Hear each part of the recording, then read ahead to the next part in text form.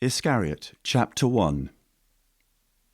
Iscariot left Robert behind as he and Antony raced into the city.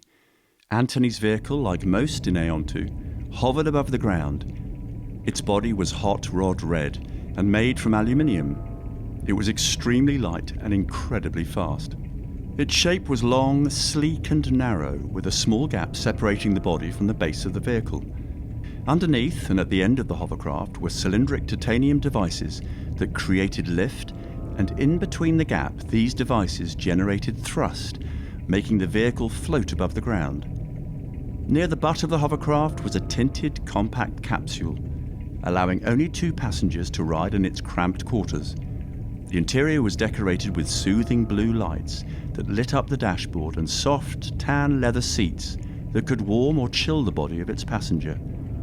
The vehicle was quiet, nearly soundless.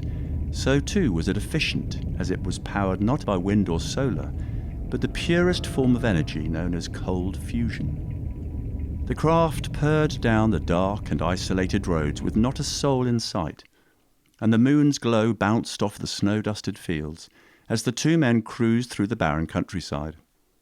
There was an enchanting aura of cyan luminosity in the scene before the men. The landscape around them was artistically wondrous, a land of beauty, a splendour of the natural world. Even during the dead of winter it was a sight of great grandeur. The high green grasses upon the hills poked through the snow-covered mounds, and the contrast of the green and white captured the eyes of everyone who travelled through the rural lands. The cliffs to the east looked to cut the ocean below, yet it was the ocean that sharpened the blade of the land. The seaside breeze was strong and twirled the green grasses like braids in a woman's hair. The waves of the ocean, Iscariot could hear its crashing, and the wind carried not only its sound, but the sea with it. As they got further inland, the hills rolled less, and the ocean's voice became faint. Iscariot was elated by the moment, and would sear it in his mind forever. "Is this a new ride?" Iscariot asked Antony. "Yeah, just came out to market yesterday. It's the new Uriel 111, Antony replied. "I love it. I might have to borrow this from you."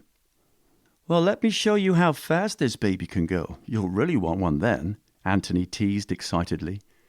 Pedal to the floor, the speed nearly took the wind out of both Antony and Iscariot as it accelerated from 60 to 120 in 1.2 seconds. They both screamed in delight at the speed of the craft.